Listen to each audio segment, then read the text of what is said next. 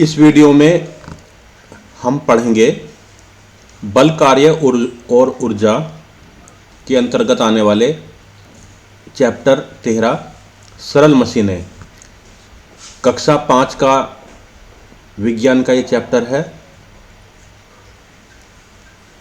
इकाई 6 बल कार्य और ऊर्जा, पाठ 13 सरल मशीनें।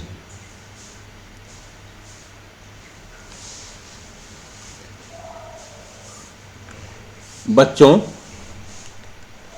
आप जानते हैं कि किसी कार्य को करने के लिए ऊर्जा की आवश्यकता होती है। ऊर्जा की आवश्यकता होती है। आप जानते हैं कि किसी कार्य को करने के लिए ऊर्जा की आवश्यकता होती है। ऊर्जा मतलब एनर्जी। कुछ कार्य बहुत कठिन होते हैं तथा कुछ सरल होते हैं। कठिन कार्यों को करने के लिए ऊर्जा की अधिक मात्रा व्यय करनी पड़ती है। व्यय मतलब खर्च करनी पड़ती है। किंतु हम कुछ औजारों या उपकरणों की सहायता से कठिन कार्यों को कम ऊर्जा व्यय करके ही पूरा कर सकते हैं। किंतु हम कुछ औजारों या उपकरणों की सहायता से कठिन कार्यों को कम ऊर्जा व्यय करके ही पूरा कर सकते हैं। ये औजार या उपकरण ही मशीन कहलाते हैं। क्या कहलाते हैं? मशीन। ये औजार या उपकरण ही मशीन कहलाते हैं।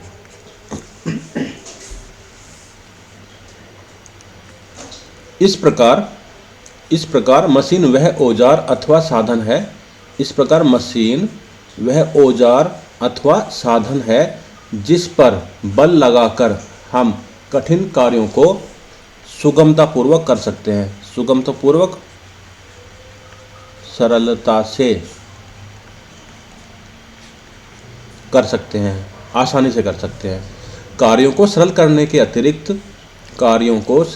के अतिरिक्त मशीनें बल की दिशा को परिवर्तित कर सकती हैं एवं कार्य की गति को बढ़ा सकती हैं। मशीनें और क्या कर सकती हैं?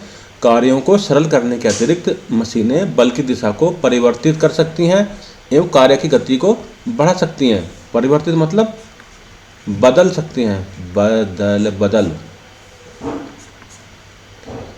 मशीनें दो प्रकार की होती हैं, जटिल एवं सरल। आपने अपने घर में तथा आसपास बहुत सी बड़ी मशीनों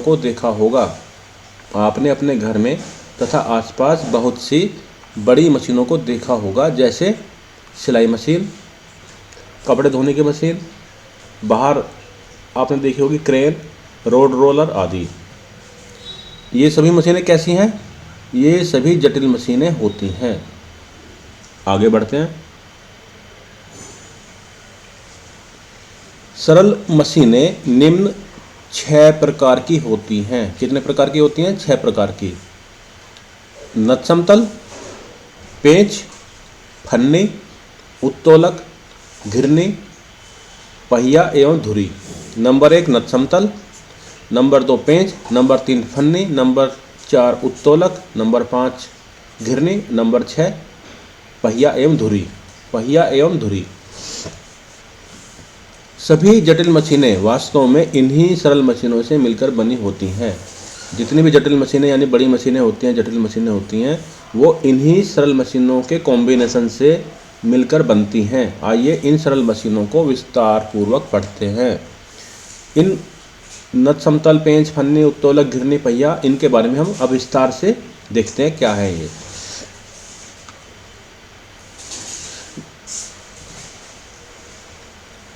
नत समतल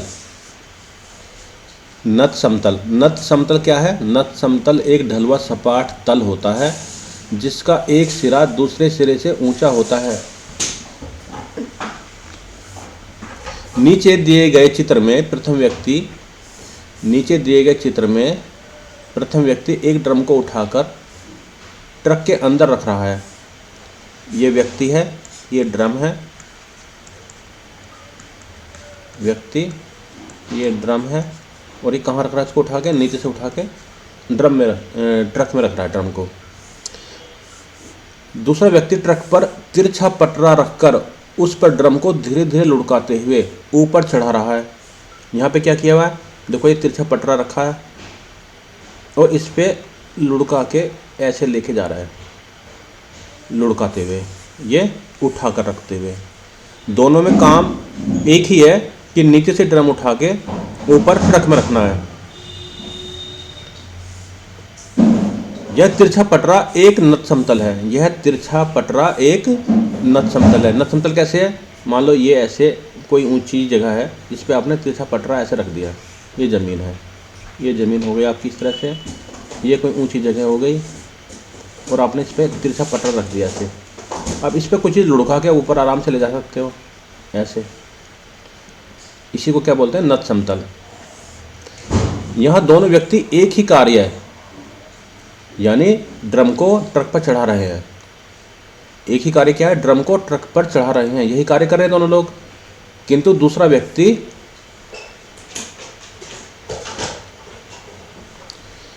व्यक्ति इस कार्य को अधिक सुगमतापूर्वक पूरा कर रहा है, ज़्यादा आसानी से पूरा कर रहा है, क्योंकि ड्रम को नत समतल पर लुढ़काते हुए इसने संपूर्ण कार्य को छोटे छोटे हिस्सों में बांट लिया है और प्रत्येक बार उसे कम कार्य करना पड़ रहा है। क्या किया उसने,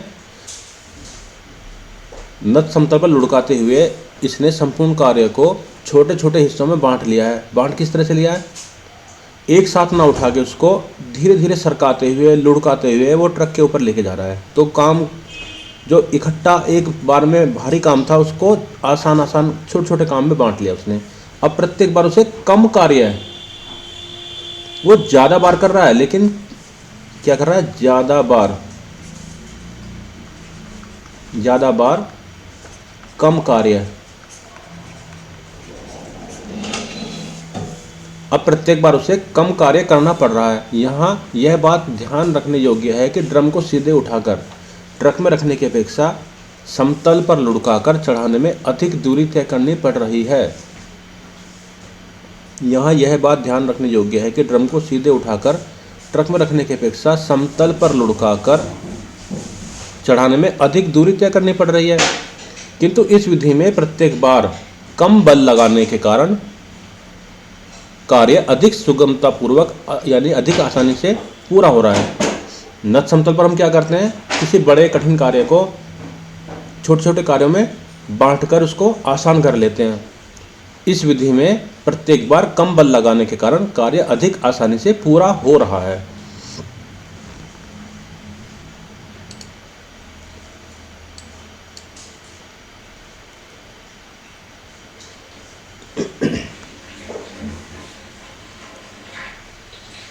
नत समतल चाहे छोटा हो या बड़ा, उसके द्वारा कार्य बराबर मात्रा में किया जाता है। ध्यान रखना कि काम पूरा ही होगा, चाहे उठा के रखो चाहे लुढ़का के रखो।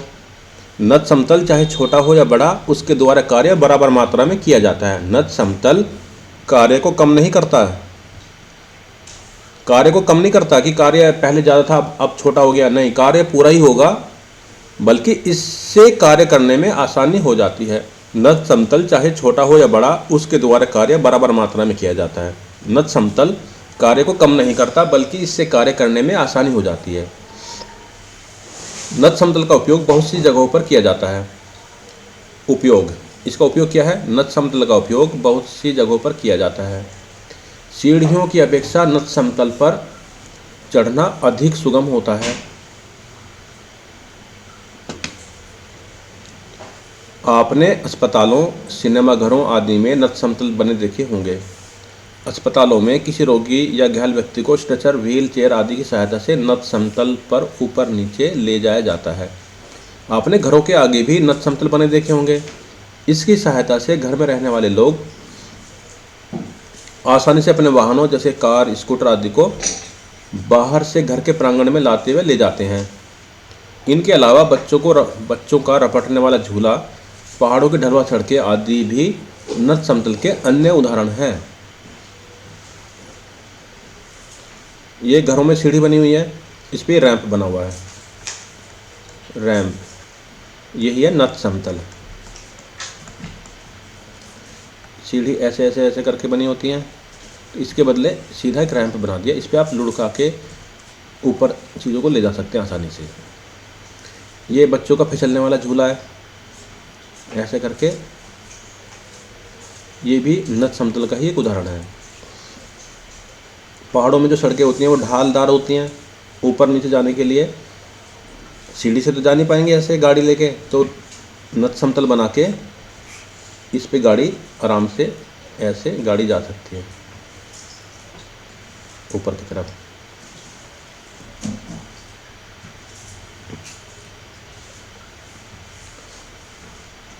नत समतल यहीं तक था। अब आगे आ गया पेंच। अब पढ़ेंगे पेंच के बारे में। किसी बेलन, डंडे अथवा सिलेंडर आदि के चारों ओर लिपटे हुए नत समतल को ही पेंच कहते हैं। इसका क्या मतलब हुआ? किसी बेलन, डंडे अथवा सिलेंडर के चारों ओर लिपटे हुए नत समतल को ही पेंच कहते हैं। अब ये बात समझ में नहीं आ रही इस तरह से, इसको यहाँ समझेंगे डिटेल से कि इसका मतलब क्या है। आपने कोई स्क्रू देखा होगा, स्क्रू ऐसे करके होता, उस पर ऐसे धारियाँ बनी होती हैं। इसी से समझ जाएंगे हम कि इसका क्या मतलब है। ये जो चूड़ियाँ इसमें बनी हुई हैं, इसके बारे में आगे बताया जाएगा, हम तब इसके बारे में देखेंगे। ठीक, एक लोहे का पेंच लीजिए, पेंच के नीचे की ओर बनी धारियों पर उंगली फिराइए। पेंच के नीचे की ओर बनी धारियों पर उंगली फिराइए। आप क्या देखेंगे, ये उठी होती है ना ऊपर को ऐसे, ये हाथ में चुभती है। अब एक कागज़ को लेकर उसे समकोण त्रिभुज बनाकर, समकोण त्रिभुज कैसा होता है, ये 90 डिग्री का एंगल होता है यहाँ पे। समकोण त्रिभुज बनाकर त्रिभुज को काट लीजिए। त्रिभुज की सबसे लंबी भुजा को रंग लीजिए, इसको रंग लीजिए आप ऐसा करके, जो इसका कारण है ये हाइपोटेनियस, ये इसकी सबसे लंबी भुजा है, इसे आपने रंग लिया। अब इस त्रिभुजाकार कागज़ को पेंसिल के चारों ओर चित्रानुसार लपेटिए। यहाँ पेंसिल रखो इसमें ऐसा करके और इस पर लपेटो इसको। तो जब लपेटोगे तो इस तरह की स्ट्रक्चर आएगी। ये देखो, जैसे कोई मीनार होती है, ऊंची मीनार, उस पर चढ़ते हैं तो कैसे चढ़ते हैं, सीढ़ी ऐसे बनी होती है ना, फिर ऐसे होके फिर ऐसे आती हैं, फिर ऐसे होके फिर ऐसे आती हैं, और फिर यहाँ पहुँच जाते हो आप ऊपर। बिल्कुल वैसे ये भी तो क्या है, नत समतल ही तो है। देखो इसका एंगल है, ये ऊपर को इस तरह से उठा हुआ ना किसी एंगल पे। बस ये बात है कि ये घूम गया गोल मीनार के चारों तरफ। जैसे कुतुब मीनार के ऊपर सीढ़ियाँ हैं, वैसे ही ये चीज़ बन के दिखेगी आपको, ये वाली। आपको पेंसिल किसी पेंच की भांति ही दिखाई देती है। पेंच को समझने के लिए ये क्यों बताया हमने, इन्होंने ऊपर कहा ना कि सिलेंडर के चारों ओर लिपटे हुए नत समतल को ही पेंच कहते हैं। क्यों, ये क्या था, ये नत समतल था। इसे जब हमने एक बेलन पे लपेट दिया तो कैसा बन गया, ऐसी स्ट्रक्चर आ गई ना, ये वाली। तो यहाँ से समझ में आ रहा है ना कि ये चीज़ और बिल्कुल ये चीज़ जैसी एक जैसी नहीं है, पेंच जैसा लग रहा है देखने में। बिल्कुल वही बात जो नत समतल में होती है, वही बात एक लिपटे हुए नत समतल को जब लपेट देते हैं एक डंडे के चारों तरफ, तो पेंच बन जाता है इस तरह से। अब इसको डिटेल में समझ लेते हैं। एक ढिबरी एवं काबला लो। काबला कौन सा है इसमें से, ये वाला है काबला।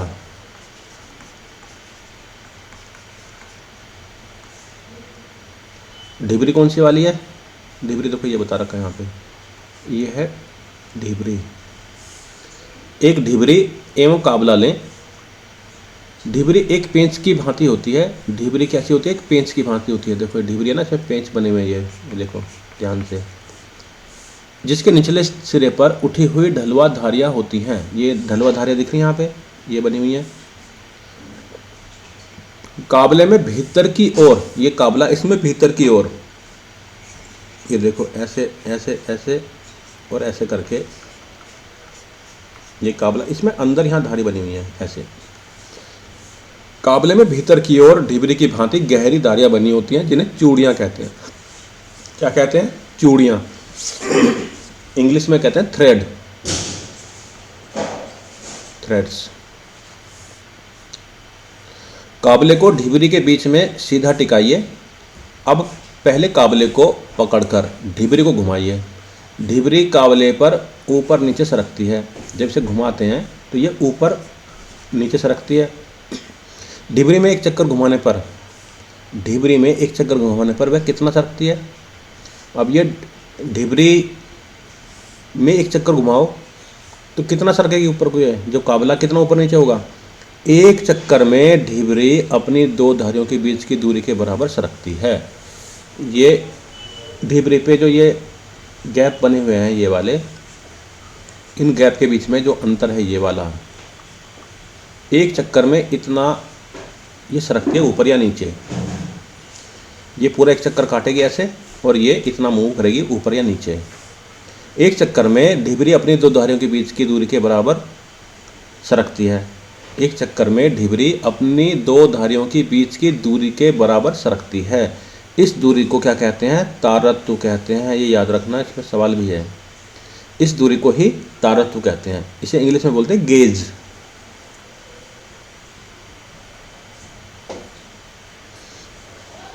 ढिबरी पर काबले को घुमाने से काबला भी ढिबरी पर ऊपर नीचे सरकता है। ढिबरी पर काबले को घुमाने से काबला भी ढिबरी पर ऊपर नीचे सरकता है। चाहे ढिबरी घुमाओ चाहे काबला घुमाओ, एक दूसरे के सापेक्ष ऊपर नीचे वो सरकते हैं। आपने सॉस, जैम आदि के डिब्बे के ढक्कन में चूड़ियाँ देखी होंगी। ये नहीं कि नट बोल्ट पे या काबले ढिबरी पे ही चूड़ियाँ होती हैं।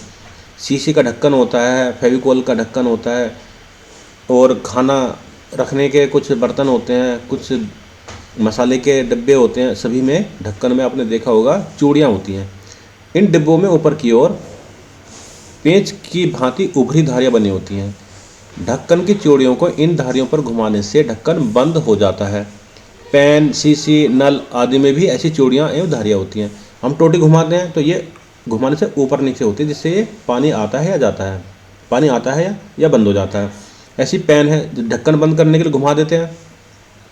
ये जो ढक्कन यहाँ शीशी का लगा हुआ, ये भी बोतल का ढक्कन, इसमें भी ऐसी पेंच वाली ही स्थिति होती है। यही सिस्टम इसमें भी इस्तेमाल किया जाता है। अब अगला क्या है? अगली सरल मशीन है फन्नी।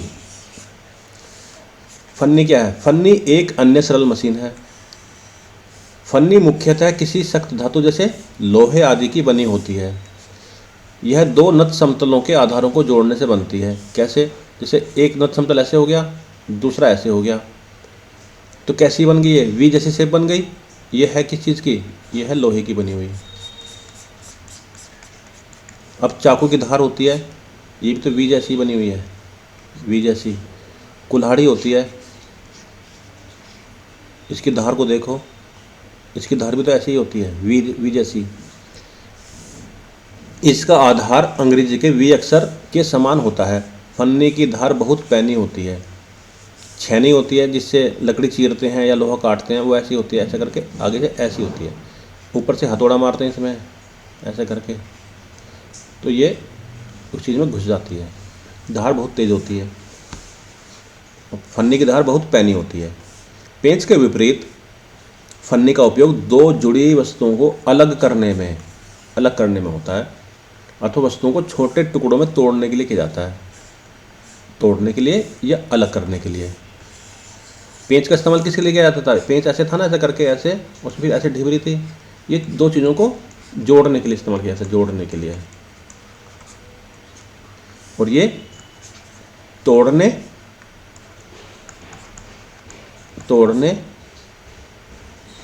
या अलग करने के लिए।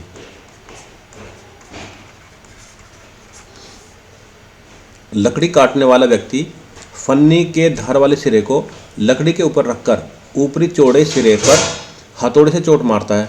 लकड़ी काटने वाला व्यक्ति फन्नी के धार वाले सिरे को लकड़ी के ऊपर रखकर ऊपरी चौड़े सिरे पर हथौड़े से चोट मारता है। चोट के प्रभाव से फन्नी नीचे लकड़ी में थोड़ा धंसती है और अपनी धार एवं आकार के कारण यह लकड़ी को फाड़ती जाती है। छेनी कैसी होती है? ऊपर से चौड़ी और नीचे से ऐसे होती है। यहाँ चोट मारते हैं हथौड़े से और ये वाला सिरा लकड़ी में घुसता चला जाता है। कुल्हाड़ी, चाकू, छेनी किसके उदाहरण है? फन्नी के ही रूप हैं। किसानों द्वारा खेतों में प्रयोग किया जाने वाला हल भी फन्नी का एक उदाहरण है। हल, किसानों द्वारा खेतों में प्रयोग किया जाने वाला हल भी फन्नी का एक उदाहरण है। इसे याद रखना, इस पे एक सवाल भी है आगे। देखो उदाहरण, ये चौड़ा सिरा है,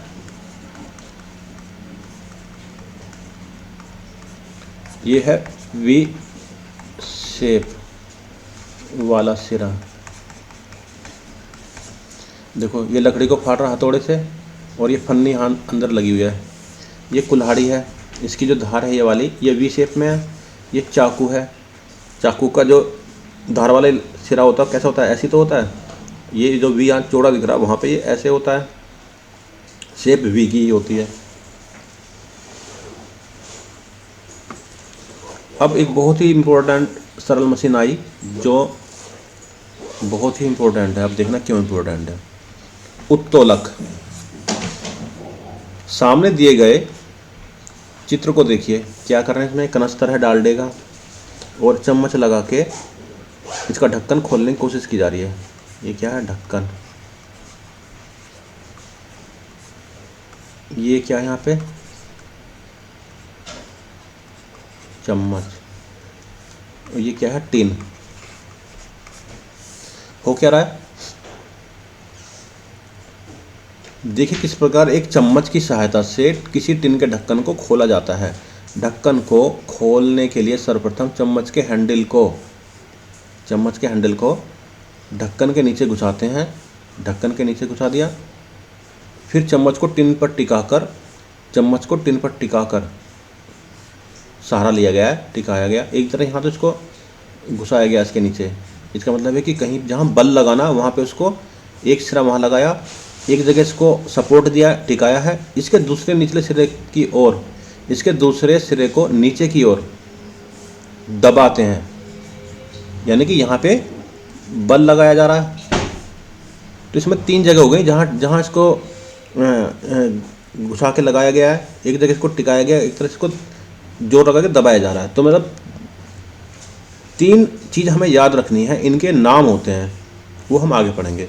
इस प्रकार नीचे दबाने से चम्मच का हैंडल ऊपर उठता है। हो क्या रहा है? ये चम्मच है, ऐसे होके ऐसे। जब हम इसे नीचे को दबा रहे हैं, इस वाले सिरे को, ये यहाँ टिका हुआ है, ये सिरा ऊपर को उठ रहा ना। दबा तो इसे हम नीचे को रहे हैं, दबाव यहाँ पे है, उठाव यहाँ पे है और सहारा यहाँ से लिया इसने। यही चीज़ें हैं जो एक जो है वो एक ये वाली जगह है, टिकाया कहाँ पे है? 2 नंबर पे, यहाँ 2 नंबर पे टिकाया है। और दबाए कहाँ से इसको? 3 नंबर पे। ये 3 नंबर क्या? ये जगह है, इसे ध्यान रखना। इस प्रकार नीचे दबाने से चम्मच का हैंडल ऊपर उठता है तथा उसके साथ साथ ढक्कन भी ऊपर उठता जाता है। यहाँ चम्मच एक उत्तोलक का कार्य कर रहा है। अब चम्मच एक तरह का उत्तोलक हो गया, तो उत्तोलक तो कई तरह के हो सकते हैं। उत्तोलक एक सख्त छड़ी होती है जो किसी स्थिर बिंदु, ये वाला नंबर 2, जो किसी स्थिर बिंदु जिस पर यह टिकी होती है के चारों ओर घूम सकती है। घूमने का मतलब है कि ये ऊपर नीचे यहाँ से हो सकती है और यहाँ से भी ऊपर नीचे हो सकती है। जैसे चम्मच को आप ऊपर नीचे हाथ से हिलाओगे, ऐसे ही ये एक जगह टिकी है और दोनों छोर पे ये ऊपर नीचे हो सकती है। उत्तोलक एक सख्त छड़ी होती है जो किसी स्थिर बिंदु पर जिस पर यह टिकी होती है के चारों ओर घूम सकती है। आपने देखा होगा कि किस प्रकार एक मजदूर एक लंबी छड़ तथा छोटे पत्थर की सहायता से किसी बहुत बड़े पत्थर को सुगमतापूर्वक सरका सकता है। आपने देखा होगा कि किस प्रकार एक मजदूर एक लंबी छड़ तथा छोटे पत्थर की सहायता से किसी बहुत बड़े पत्थर को सुगमतापूर्वक सरका सकता है। इसके लिए छड़ एक उत्तोलक का कार्य करती है। उत्तोलक के एक सिरे पर जो बल लगाया जाता है उसे आयास कहते हैं, ये ध्यान रखिएगा। उत्तोलक के एक सिरे पर जो बल लगाया जाता है उसे आयास कहते हैं। उत्तोलक की सहायता से सरकाने वाले बोझे को भार कहते हैं। जिस चीज़ को हम सरका रहे हैं, उठा रहे हैं, खोल रहे हैं, वो क्या है? भार। तथा जिस बिंदु पर उत्तोलक टिका होता है उसे आलंब कहते हैं। आलंब, ये हैं उसके तीनों के नाम, आयास, भार, आलंब। नीचे दिए गए चित्र में आयास, आलंब एवं भार की स्थिति को देखिए। नीचे कौन से चित्र दिए हैं देख लेते हैं। मनुष्य हजारों वर्षों से उत्तोलक का प्रयोग कर रहा है। प्राचीन काल में मानव पेड़ की मोटी शाखाओं आदि की सहायता से अपनी गुफा के मुंह को बड़े पत्थर से बंद किया करता था। जब इंसान मकान में नहीं रहता था तो गुफा में रहता था, और जंगली जानवरों से अपनी रक्षा करने के लिए दरवाजा तो उसके पास था नहीं, तो बड़े बड़े पत्थरों को वो क्या करता था? उत्तोलक की सहायता से किसी बड़े डंडे को उत्तोलक की तरह इस्तेमाल करके बड़े बड़े पत्थर वो अपनी गुफा के आगे लगा दिया करता था। अब ये कह रहे हैं कि दिए गए चित्र में आयास, आलंब एवं भार की स्थिति को देखिए, देख लेते हैं। ये पत्थर भार है। ये व्यक्ति इस डंडे की सहायता से इसे उठा के अलग करना चाहता है, लुढ़ करना चाहता है। तो इसने क्या किया? एक ईंट का सहारा लिया और वहाँ पे आलंब लगाया इस उत्तोलक का। ये उत्तोलक है, ये उत्तोलक ऐसे करके यहाँ इसने सहारा लगाया, ये है आलंब। यहाँ बड़ा पत्थर है, ये भार है, और यहाँ ये इस पे फोर्स लगा रहा है, तो ये क्या है? आयास। ये नीचे को बल लगाएगा तो ये ऊपर को उठेगा। देखो, ये आयास है, ये आलंब है, और ये भार है। इस वाले को देखो, ये कैसे कर रहा है? ये आलंब, ये पत्थर भार है, और ये जहाँ बल लगा रहा है ये क्या हो गया? आयास। और आगे इसका एग्जाम्पल दे रखे हैं एक्सरसाइज में, वहाँ पे देखेंगे इसको। आयास, भार एवं आलंब की विभिन्न पारस्परिक स्थितियों के आधार पर उत्तोलक को 3 श्रेणियों में बांटा जा सकता है। ये बहुत इंपॉर्टेंट बात है। आयास, भार और आलंब कहाँ कहाँ लगे हैं उत्तोलक में, इसके आधार पे उत्तोलक को 3 श्रेणियों में बांटा जा सकता है। प्रथम श्रेणी,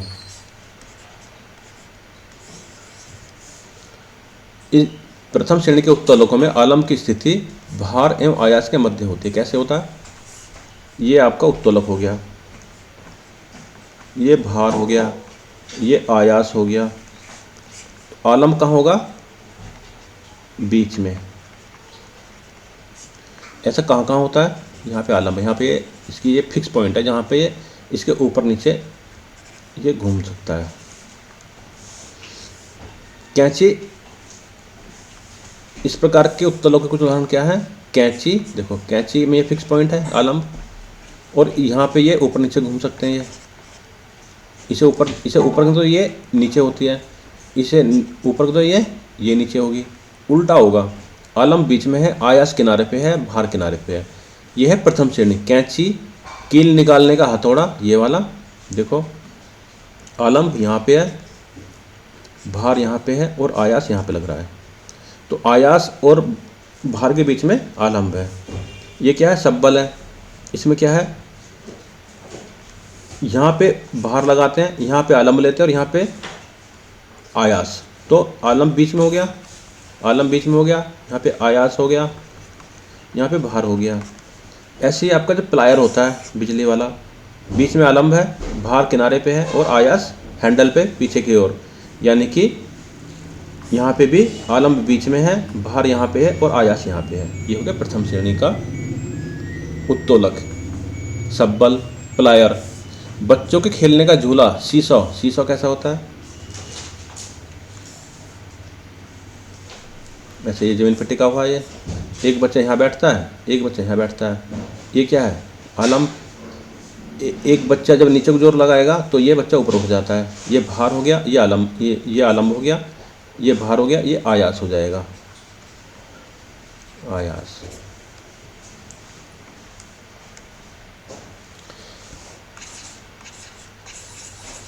द्वितीय श्रेणी के उत्तोलक। द्वितीय श्रेणी के उत्तोलकों में भार की स्थिति आलंब एवं आयास के मध्य होती है। इस प्रकार के उत्तोलकों के मुख्य उदाहरण क्या है, पहले समझ लें इसको। भार यहाँ पे है, कहाँ है भार? आलंब एवं आयास के मध्य है, यानी कि किनारों पे क्या होंगे? आलंब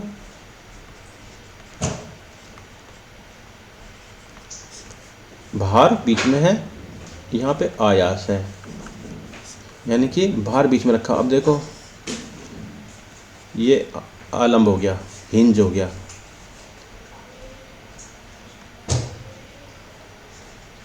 ये ब्लेड हो गया, और यहाँ पे होगी अखरोट रखने की जगह, ये हो गया आपके हैंडल।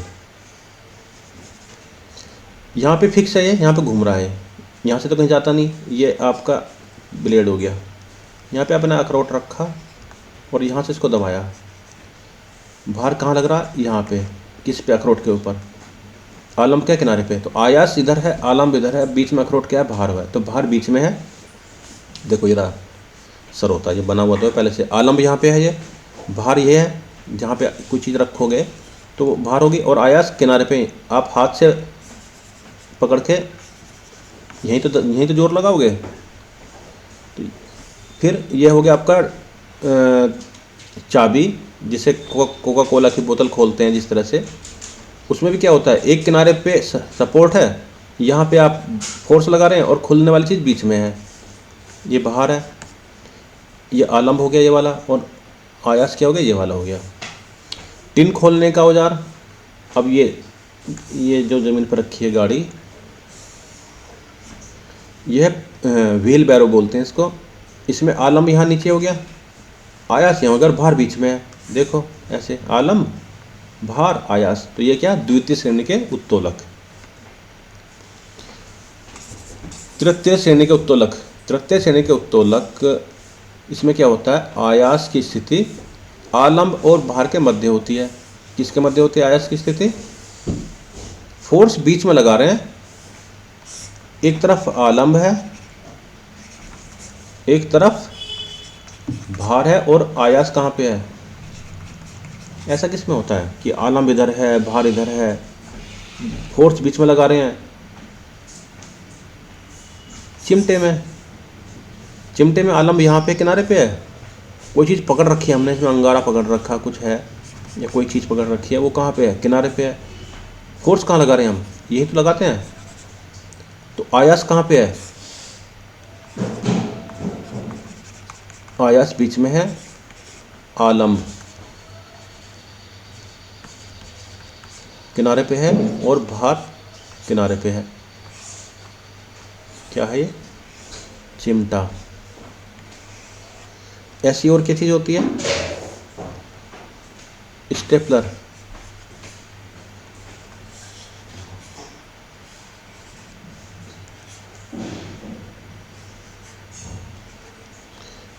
क्या करते हैं? ये आलम्ब हो गया, पिन यहाँ पे लगाया जाता है, तो यहाँ बाहर हो गया। और हम फोर्स कहाँ लगाते हैं? पकड़ के हाथ से यहाँ पे, अंगूठा यहाँ लगाएंगे ऐसे, और यहाँ से इसको दबा देंगे।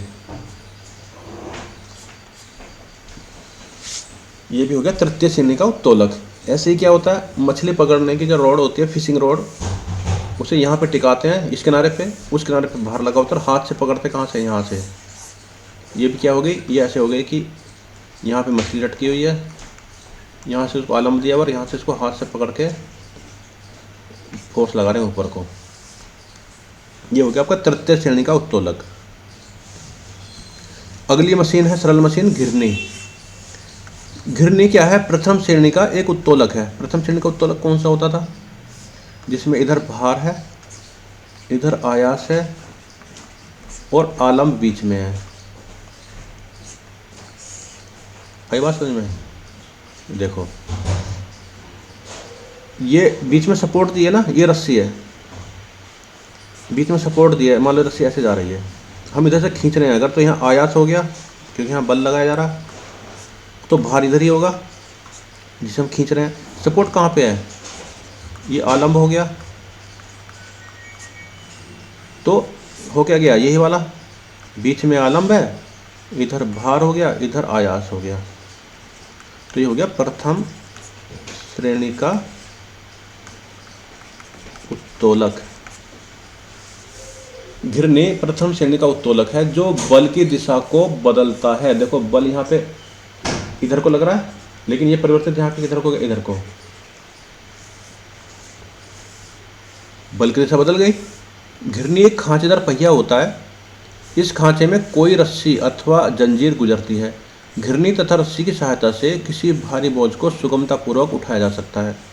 घिरनी दो प्रकार की होती है, स्थिर घिरनी। स्थिर घिरनी सबसे सरल प्रकार की घिरनी होती है। ये जो चित्र में दिखाई गई है ये कैसी घिरनी है, ये टंगी हुई है एक जगह पे, तो स्थिर घिरनी है। चल क्या रहा है, रस्सी चल रही है, आयास चल रहा है, भार चल रहा है। स्थिर घिरनी सबसे सरल प्रकार की घिरनी होती है। इस प्रकार की घिरनी में पहिया एक स्थिर धुरी के चारों ओर घूमता है। ये धुरी कहाँ पे, यहाँ पे इसके चारों तरफ घूम रहा पहिया ऐसे, ये जिस पर रस्सी लटकी हुई है। किसी भारी बोझ को उठाने के लिए हमें ऊपर की दिशा में बल लगाना पड़ता है। बोझ को उठाने के लिए हम ये धरती पे कोई चीज़ रखी हुई है, इसे उठाना ऊपर को, तो हम बल किधर को लगाएंगे, ऊपर को लगाएंगे ना। किंतु यदि हम किसी बोझ को किसी रस्सी से बांधकर इस बोझ को हम रस्सी से बांध कर घिरनी से, ये फिक्स मान लो कहीं टंगी हुई है, ये घिरनी है, वैसे नीचे को खींचें, तो नीचे खींचेंगे तो बल ऊपर को लगेगा ना, यानी कि बल की दिशा बदल दी ना इसने घिरनी ने। हम यहाँ पे खड़े होके हाथ से पकड़ के ऐसे हम खड़े ज़मीन पे, इसे खींचेंगे नीचे को, तो ये ऊपर को उठेगा, बल फोर्स ऊपर को लगेगा। ये जो बोझा है किधर को उठेगा, ऊपर को। किसी भारी बोझ को उठाने के लिए हमें ऊपर की दिशा में बल लगाना पड़ता है, किंतु यदि हम इस बोझ को किसी रस्सी से बांधकर घिरनी की सहायता से खींचें तो रस्सी को नीचे की दिशा में खींचने पर वह बोझ ऊपर उठता चला जाता है। कहाँ चला जाता है, ऊपर। रस्सी की सहायता से खींचे तो रस्सी को नीचे की दिशा में खींचने पर वह बोझ ऊपर को उठता चला जाता है। ऊपर की ओर बल लगाने की अपेक्षा नीचे की ओर बल लगाना अधिक सुगम होता है।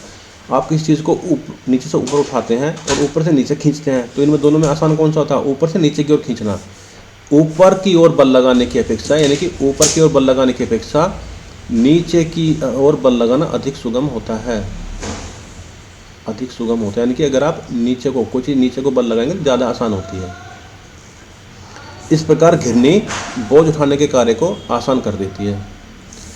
घिरनी क्या कर देती है, बोझ उठाने के कार्य को आसान कर देती है। आप ऊपर को बल न लगा के नीचे को बल लगाते हैं तो आसान हो जाती है। जब आप कुएं से पानी निकालते हो तो आप नीचे से ऊपर को बल लगाते हो, लेकिन अगर आप घिरनी लगाओ तो इसकी बल की दिशा को नीचे से ऊपर ना करके ऊपर से नीचे करके इसको आसान बना सकते हो। वही काम उसने ऊपर बताया है। हम अपने आसपास बहुत से स्थानों पर स्थिर घिरनी का उपयोग देख सकते हैं। गांवों के कुओं से पानी निकालने में घिरनी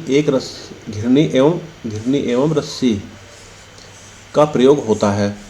शहरों में ऊंची ऊंची इमारतों के अंदर लिफ्ट के ऊपर नीचे जाने में भी घिरनी का ही प्रयोग होता है। इसके अतिरिक्त झंडा फहराने, बांस की चिक आदि में स्थिर घिरनी का प्रयोग होता है। स्थिर घिरनी का प्रयोग कहाँ होता है, आप घर में विंडो लगाते हैं, विंडो होती है उसके ऊपर पर्दा लगाते हैं, उसे जब नीचे को लटकाते हैं, जो रस्सी वाले होते हैं उसमें भी घिरनी लगी होती है जिससे ऊपर नीचे होता है। यहाँ पे घिरनी कहाँ, यहाँ पे लगी हुई है। लिफ्ट में भी क्या होता है, जो लिफ्ट होती है वो लिफ्ट ऐसे होती है और ऊपर वो घिरनियों से टंगी होती है। ये तो थी स्थिर घिरनी, स्थिर जो चलती नहीं है, एक जगह टिकी रहती है। एक होती चल घिरनी जो ऊपर नीचे या इधर उधर खिसकती भी है, फिक्स नहीं रहती वो। चल घिरनी, स्थिर घिरनी में रस्सी पहिए के चारों ओर घूमती है, किंतु चल घिरनी में पहिया रस्सी पर चलता है। रस्सी पर घिरनी चल रही है। चल घिरनी में पहिया रस्सी पर चलता है। पहिया रस्सी पर चलता है। चल घिरनी में किसी हुक आदि से बोझ बंधा होता है। चल घिरनी में किसी, देखो ये क्या है, बोझ, ये हुक से टंगा हुआ है घिरनी से। नीचे दिए गए चित्र में देखिए किस प्रकार चल घिरनी के प्रयोग से भारी बोझ और अधिक आसानी से उठाया जा सकता है, क्योंकि भार के रस्सी के दो भागों में बंट जाने के कारण बल आधा लगता है। इसको ध्यान से देखना, इस पे सवाल भी है आगे। चल घिरनी के प्रयोग से भारी बोझ और अधिक आसानी से उठाया जा सकता है, क्योंकि भार किसमें हो गया, ये भार था, ये दो हिस्सों में बढ़ गया ना रस्सी के, रस्सी ये इधर हो गया और इधर, यानी कि अब जैसे ऐसे हो गया जैसे दो लोग उठा रहे हों, आधा 1/2 फोर्स इधर हो गया, 1/2 इसका वजन इधर चला गया। तो अब आपको आधा ही फोर्स लगाना पड़ेगा उठाने के लिए। जो व्यक्ति इसको उठा रहा है यहाँ से, उसे आधा ही फोर्स लगाना पड़ेगा, क्योंकि आधा वजन कौन उठा रहा है, ये वाला।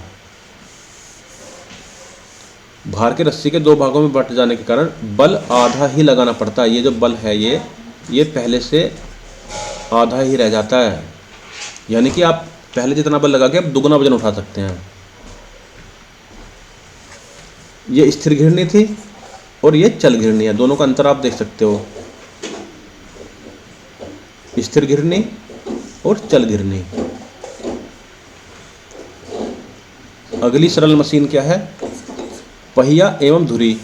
आपने अपने आसपास अनेक वाहन देखे होंगे जिनमें पहिए लगे होते हैं, सीधी सी बात है। आपने अनुभव किया होगा कि पहियों की सहायता से किसी भारी वस्तु को आसानी से लुढ़काते हुए लाया ले जाया जा सकता है। लुढ़काने का मतलब ये है कि जो पहिए चलते हैं उसको लुढ़कना ही बोलते हैं। आपने अनुभव किया होगा कि पहियों की सहायता से किसी भारी वस्तु को आसानी से लुढ़काते हुए लाया ले जाया जा सकता है। पहिए का आविष्कार मानव के इतिहास की एक सर्वप्रमुख उपलब्धि थी। वास्तव में अकेला पहिया कोई मशीन नहीं है, किंतु यदि पहिए के साथ धुरी भी हो तो पहिए एवं धुरी का संयोग एक सरल मशीन है। ये पहिया है, इसे धुरी से जोड़ दिया। अब इस पे आप कोई वजन रख सकते हो, यहाँ पे कोई वजन रख सकते हो। अब ये मशीन है, अकेला पहिया तो गिर जाएगा। धुरी भी एक छोटा पहिया ही होता है, ये धुरी भी एक पहिया ही है, गोली तो होता है ये भी।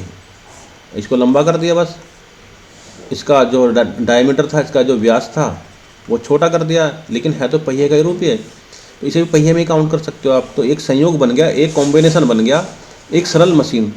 धुरी भी एक छोटा पहिया होता है जो बड़े पहिए के बीच कसकर जुड़ा होता है, कसकर फिक्स होता है, बिल्कुल जुड़ा होता है। इस प्रकार किसी एक पहिए को घुमाने से दूसरा पहिया भी साथ साथ घूमता है। जब एक पहिए से धुरी लगा के दूसरा पहिया जोड़ दिया तो जब इसको घुमाओगे तो ये भी ऐसे घूमेगा।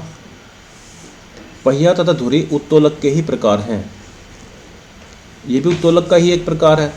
इनका प्रयोग बोझा उठाने में भी होता है। कुछ कुओं में घिरनी के स्थान पर बेलन चरखा कैसे, ये कुआं है, यहाँ पे ऐसे आप बना देते हो, फिर इसमें एक बेलन लगा दिया आपने और यहाँ पे एक हैंडल लगा दिया। इस हैंडल को जब घुमाते हैं ऐसा करके तो जो बाल्टी होती है कुएं से लटकी होती है वो इस पर लिपटती चली जाती है और ये ऊपर को आती जाती है बाल्टी। आगे दिया होगा, दिखाते हैं इसको। कुछ कुओं में घिरनी के स्थान पर बेलन चरखा किसको बोल रहे हैं, ये एक ऐसी स्ट्रक्चर बना दी जो इससे जुड़ी हुई है चरखे जैसी, और रस्सी इस पर लिपट जाती है ऐसे करके। ठीक है, इसे डिलीट कर देता हूँ।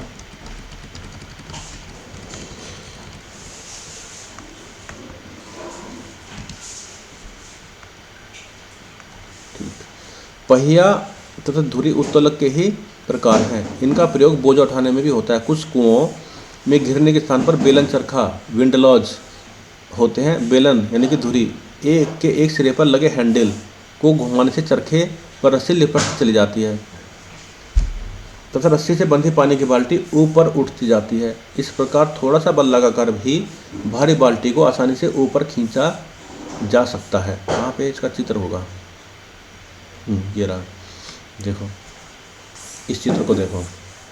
ये बेलन है, ये वाला, ये जो है बेलन, इसमें हैंडल लगा दिया और ये बाल्टी जो भारी बाल्टी है ये इस पर लिपट गया यहाँ पे। इसे घुमाने से, इस हैंडल को घुमाने से इस पर लिपटता चला जाता है और ये बाल्टी ऊपर आती जाती है। एक निश्चित बल लगाकर कितना भार उठाया जा सकता है? हम बल लगा रहे हैं लेकिन कितना भार उठा सकते हैं हम? यह इस बात पर निर्भर करता है कि पहिया धुरी से कितना बड़ा है। पहिया धुरी से कितना बड़ा है। यदि पहिए का व्यास, व्यास क्या होता है? ये सर्कल है, इसकी जो बीच की मैक्सिमम दूरी होती है परिधि के बीच में, उसे बोलते हैं व्यास। एक पहिए का व्यास धुरी के व्यास से अगर 4 गुना बड़ा है तो वह बल से 4 गुना अधिक बोझ उठा सकता है। समझो बात को। अगर धुरी का व्यास, पहिए का व्यास धुरी से 4 गुना बड़ा है तो वो 4 गुना अधिक बोझ उठा सकता है। पहिए तथा धुरी के कुछ अन्य उदाहरण हैं। साइकिल का पहिया एवं धुरी, कार का स्टीयरिंग। कार का स्टीयरिंग कैसे होता है? देखो ये पहिया है और इसमें ये धुरी जुड़ी हुई है। अंडा फेंटने का यंत्र, ये वाला, इसमें पहिया है, ये धुरी है, इसमें हैंडल लगा रखा है। इसे जब घुमाते हैं तो गियर से ये भी घूमता है। दरवाजे की कुंडी, कुंडी इन्होंने ये वाली बना दी लेकिन इनको ये बनानी चाहिए थी। ये ऐसे लगी होती है और यहाँ पे ये ऐसे होता है। ये धुरी है और इसको आप ऐसे ऐसे घुमा सकते हैं ऊपर नीचे। सिलाई मशीन, पेंसिल छीलने का यंत्र, रोलिंग शटर। रोलिंग शटर कौन सा होता है? जो दुकानों के ऊपर शटर लगे होते हैं वो ऊपर जाके क्या होता है उनका, वो शटर एक धुरी के ऊपर लिपट जाते हैं। अब आखिरी एक और मशीन इन्होंने बताई है, गियर, इसी का रूप है।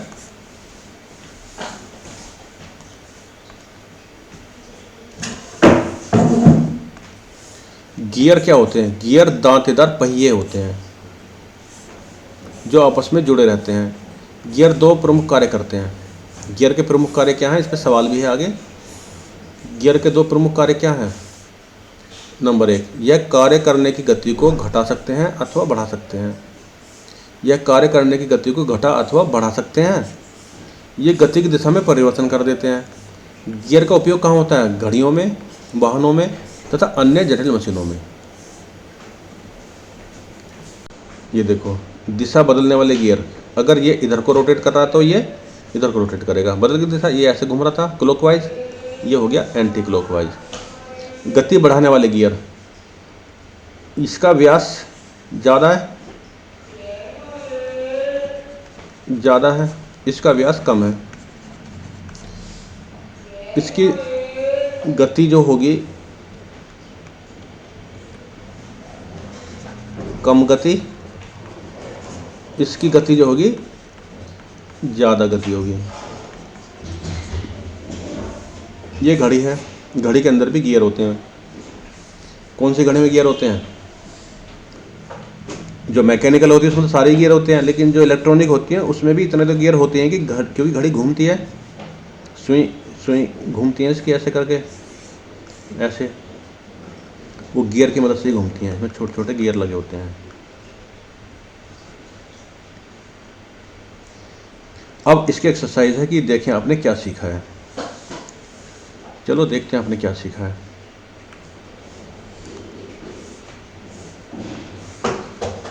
दिए गए चित्र में आयास, आलम्ब और भार की स्थिति को दर्शाइए। देखो, जहाँ चीज टिकी होती है वहाँ क्या होता है? आलम्ब। आलम्ब कहाँ है इसका? ये कुछ रखोगे वजन तो इसके अंदर ही रखोगे ना, तो इसका भार कहाँ हो गया? भार हो गया बीच में। इसे पकड़ोगे हाथ से ना, ऐसे, तो आयास ऊपर को लग रहा है यहाँ पे। ये क्या है? आयास। अब हम आलम्ब को ए लिख देते हैं, भार को बी लिख देते हैं आयास को सी लिख देते हैं। आलम्ब भार आयास, तो इसका आलम्ब कहाँ है, देखो यहाँ पे है आलम्ब। भार कहाँ है इसका, यहाँ पे होगा। और आयास कहाँ होगा, इस हैंडल के ऊपर तो जोर लगाओगे, तो आयास कहाँ है, सी यहाँ पे हो गया। चिमटे को देखते हैं। आलम्ब, आलम्ब, आलम्ब ए यहाँ पे है, यहाँ जुड़ा हुआ है। इसका आलम्ब ए यहाँ पे है, इसका आलम्ब ए यहाँ पे है, इसका आलम्ब ए यहाँ पे है। भार देखते हैं। इसका भार बी यहाँ पे होगा, यहाँ पे। इसका भार बी यहाँ पे होगा, इसका भार बी यहाँ पे होगा, इसका भार यहाँ पे होगा, यहाँ पे। आयास, जोर कहाँ लगाओगे, जोर यहाँ लगाओगे, सी, यहाँ लगाओगे, सी, सी, सी, यहाँ जोर लगाओगे, नीचे लगाओगे तो ये ऊपर को उठ जाएगा। अब इसमें पूछा नहीं है, लेकिन बताइए इसमें कि ये कौन सी श्रेणी के हैं।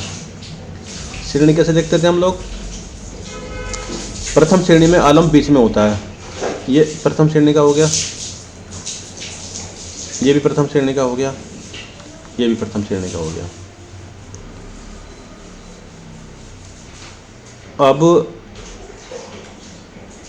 जिसमें,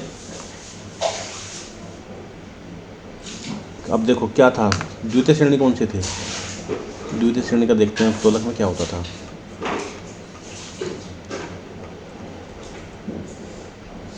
द्वितीय श्रेणी के उत्तोलक में क्या था, आलम्ब आयास किनारे पे और भार बीच में है, भार बीच में है।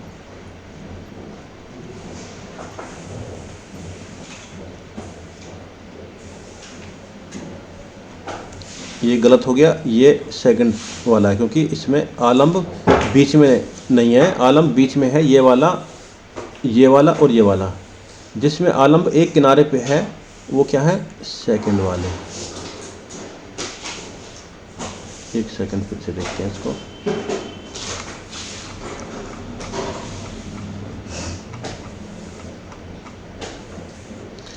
द्वितीय श्रेणी में क्या होता है, आलम्ब और आयास के बीच में भार होता है, आलम्ब आयास के बीच में भार होगा।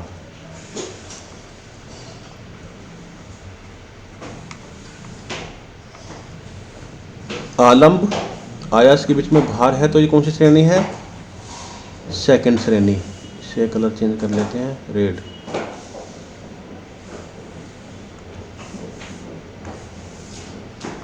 सेकंड श्रेणी।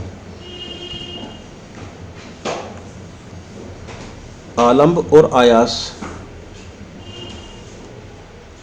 आलम्ब आयास, ये भी सेकंड श्रेणी हो गया।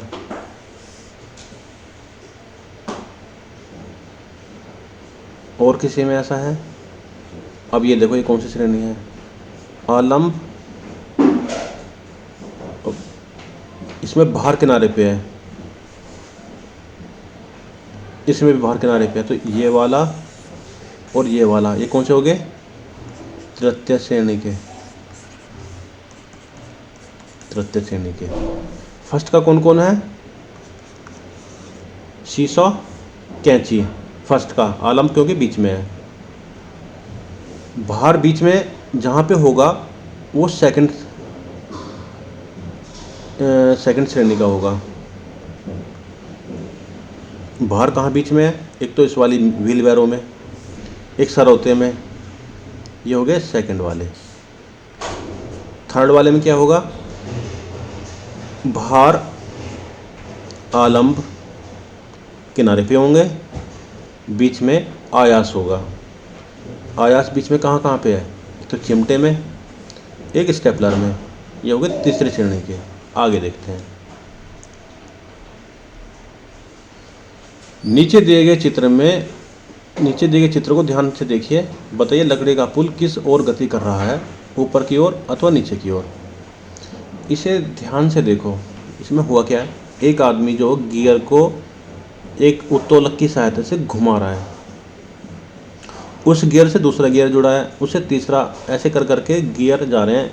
1 2 3 4, 1 2 3 4 5 6 7, 7 गियर जा रहे हैं।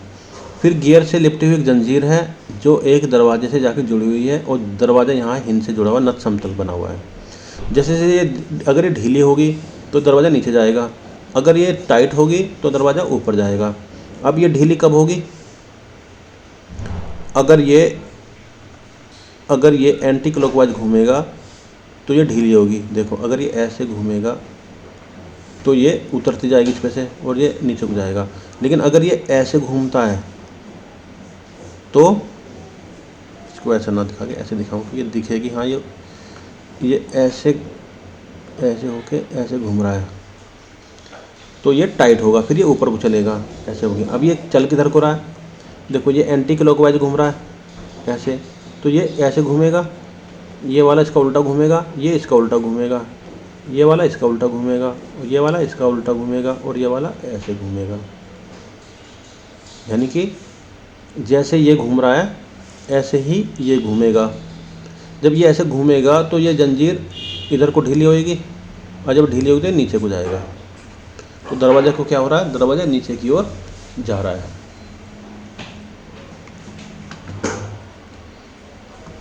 नीचे दिए गए कथनों में से सही के कथन के आगे टिक लगाइए और गलत के आगे क्रॉस लगाइए। सभी जटिल मशीनें वास्तव में सरल मशीनों से मिलकर बनी होती हैं। सही बात है। जटिल मशीनें कैसे बनती हैं? सरल मशीनों के कॉम्बिनेशन से, तो ये सही है। नत समतल के प्रयोग से कार्य की मात्रा कम हो जाती है।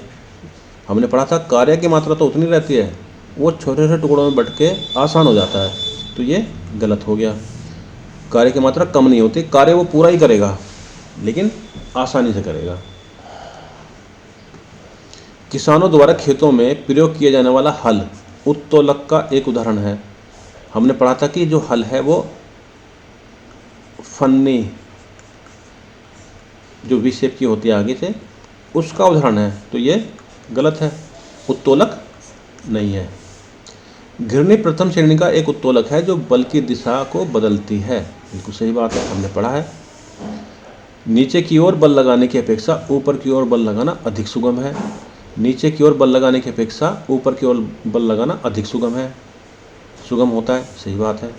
नीचे की ओर बल लगाने की अपेक्षा नहीं, नीचे की ओर बल लगाने की अपेक्षा ऊपर की ओर बल लगाना अधिक सुगम है, ये गलत है। हम नीचे की ओर बल लगाते हैं तो वो आसान होता है, ऊपर की ओर बल लगाते हैं तो वो मुश्किल होता है। इसलिए हम क्या करते हैं, कोई बोझा होता है तो उसे उठाने के बजाय ऊपर ले जाके घिरनी से उसकी दिशा बदल देते हैं और नीचे कर देते हैं, तो ऊपर से नीचे कर देते हैं उसको, तो ये ऊपर से नीचे आसान, यानी कि नीचे की ओर जो है वो आसान होता है। अब प्रत्येक मशीन का एक उदाहरण दीजिए। जटिल मशीनें कौन कौन सी होती है? जटिल मशीनें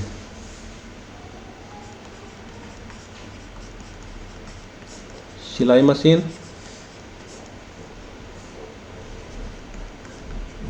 क्रेन हो गई, रोड रोलर हो गया, और आप कुछ और उदाहरण भी दे सकते हो। फन्नी क्या होती है? जो वी शेप में होते हैं, चाकू, कुल्हाड़ी, छेनी। पहिया तथा धुरी इसके उदाहरण देने हैं। भाई कार का स्टीयरिंग हो गया,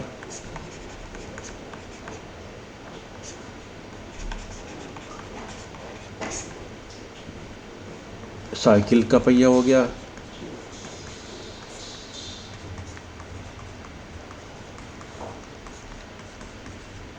धुरी भी लिख दीजिए। कार का पहिया, साइकिल का पहिया, रोलिंग शटर हो गया।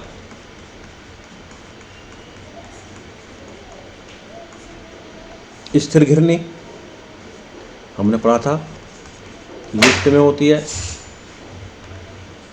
बांस की चिक जो टांगते हैं हम लोग धूप से बचने के लिए, बांस की चिक। और कुएं की जो घिरनी होती है, ये सब स्थिर घिरनी के ही उदाहरण है। नत समतल का उदाहरण क्या है? नत समतल हम सबके दरवाज़ों पे क्या होता है? दरवाजे का रैंप, पहाड़ों की सड़क और रपटने वाला झूला, सब नत समतल के उदाहरण है। अब ये पूछ रहे हैं, नीचे दिए गए प्रश्न के उत्तर एक शब्द में लिखिए। गर्म बर्तन को उठाने के लिए किस यंत्र का प्रयोग किया जाता है? किसका किया जाता है? संडासी बोलते हैं, टोंग भी बोलते हैं, जो कि प्रथम श्रेणी का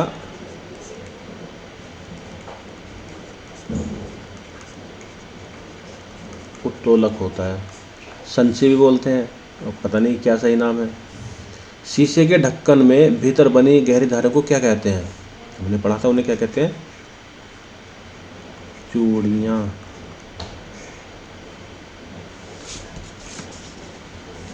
फन्नी का आकार अंग्रेजी के किस अक्षर के समान होता है? वी जैसा होता है। जिस बिंदु पर उत्तोलक टिका होता है उसे क्या कहते हैं? ये कोई उत्तोलक है तो यहाँ टिका हुआ है, ये इसे क्या बोलते हैं? इस जगह को आलम्ब।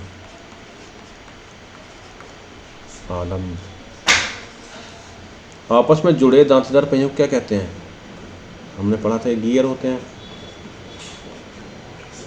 जो ऐसे ऐसे दांतेदार होते हैं बने हुए, क्या होते हैं? गियर होते हैं। अब पूछ रहे हैं कि नीचे दिए गए प्रश्नों के उत्तर लिखिए। ये थोड़ा विस्तार में लिखना है। कैसे लिखेंगे? मशीन किसे कहते हैं? तो मशीन किसे कहते हैं? थोड़ा रंग नीला कर लेते हैं, कोशिश करते हैं लिखने की, लिख पाते हैं कि नहीं।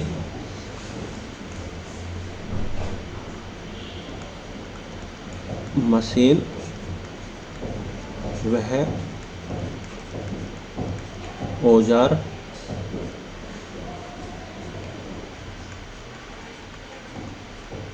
अथवा साधन है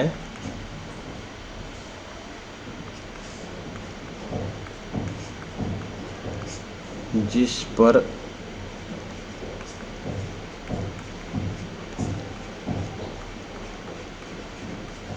लगाकर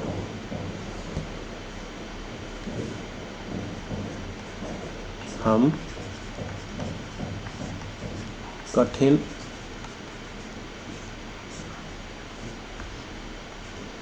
कार्यों को सुगमता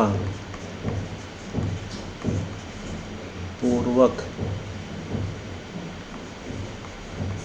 कर सकते हैं।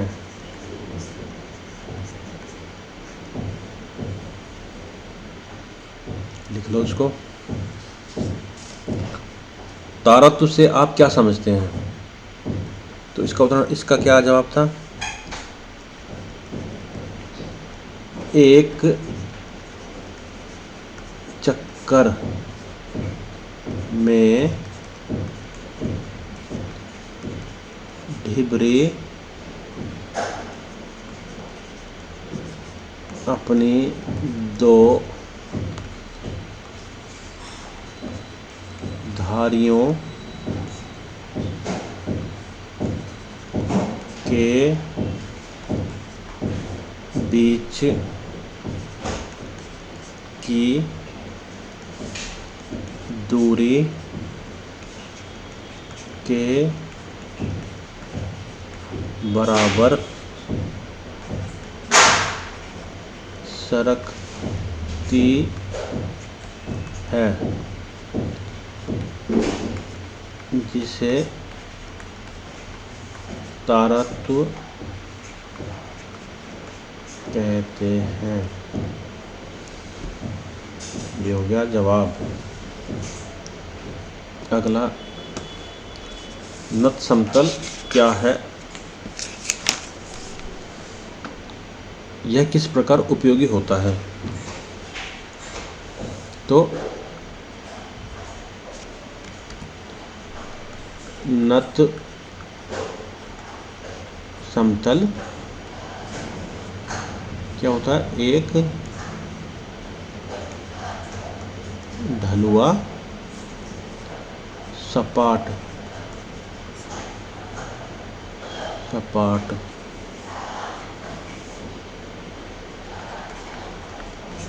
होता है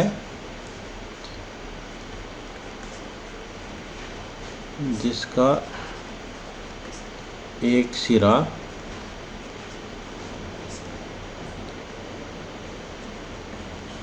दूसरे सिरे से ऊंचा होता है। यह कार्य को छोटे छोटे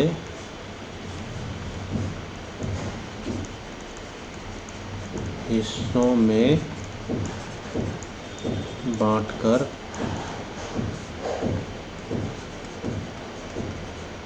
आसान कर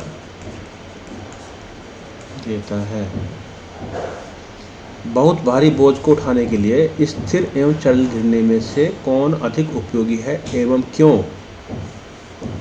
कौन अधिक उपयोगी है एवं क्यों? ये दोनों को जवाब देना हमको।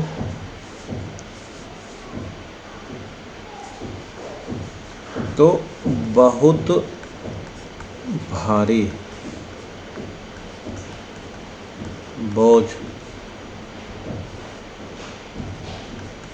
को उठाने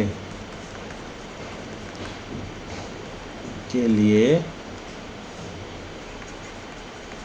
चल घिरनी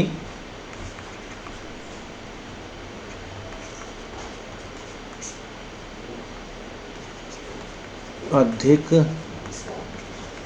उपयोगी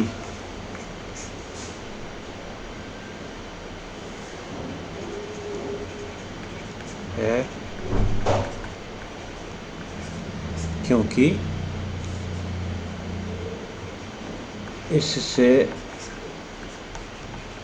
रस्सी के दो भागों में बंट जाने के कारण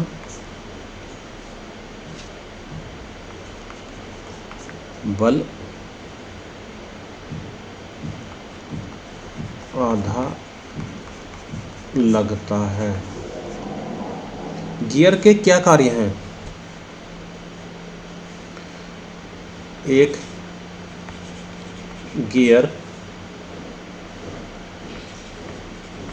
कार्य करने की गति को घटा अथवा बढ़ा सकते हैं। दूसरा,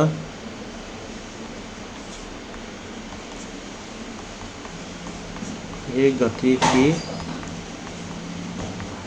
दिशा में परिवर्तन कर देते हैं। अब करने वाले सवाल तो इतने ही थे, बाकी जो आगे हैं वो तो प्रैक्टिकल हैं, कुछ करके देखने की चीज़ें हैं, इस पे भी विचार कर सकते हैं।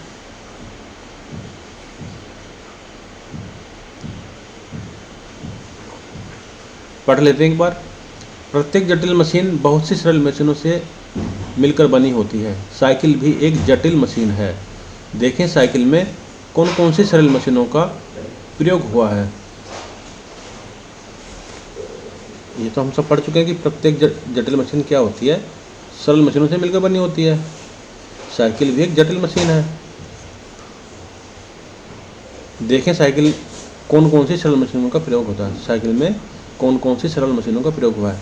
पहिया एवं धुरी, ये तो है ही है।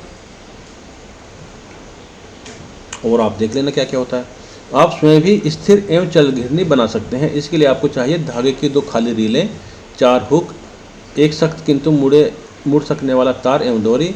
सर्वप्रथम हुक को किसी दृढ़ लकड़ी के पट्टे पर कस दीजिए। तार को रील में पिरोकर एक लूप बनाते हुए चित्र के अनुसार हुक से लटका दीजिए। यह एक घिरनी है। अब डोरी के एक सिरे पर भार बांधिए तथा दूसरे सिरे को रील के ऊपर से ले जाइए। डोरी को खींचने पर भार आसानी से उठ जाता है। ये आप करके देख सकते हैं। ये खाली रील है। अब एक घिरनी और बनाकर उसे बाहर से जोड़ दीजिए। डोरी के एक सिरे को दूसरे हुक से बांधकर डोरी को चित्र ख के अनुसार घिरनी में पिरोइए। इस तरह से डोरी को ऊपर खींचिए। यह एक चल घिरनी है। अब दोनों घिरनियों को चित्र ग के अनुसार जोड़कर डोरी खींचिए। देखिए अब भार कितनी सुगमता से ऊपर उठता चला जाता है। इसमें तो भार वही रहेगा, केवल दिशा बदल गई है, ऐसे का ऐसे हो गया है। इसमें क्या है, भार आधा हो जाता है। और इसको देखो, अगर ऐसे रस्सी निकालोगे और ऐसे लेके और ऐसे खींचोगे तो बल आधा भी हो जाएगा और दिशा भी बदल जाएगी और आसानी हो जाएगी बहुत ज़्यादा। ये प्रैक्टिकल था। यहाँ पे चैप्टर हमारा समाप्त हो जाता है। इसको पढ़िए, सवाल कर ही दिए, इनको समझ लीजिए।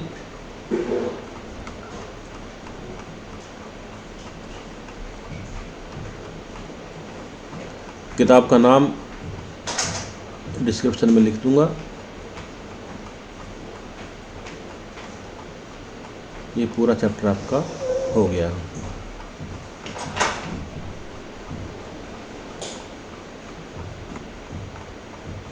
सरल मशीन है।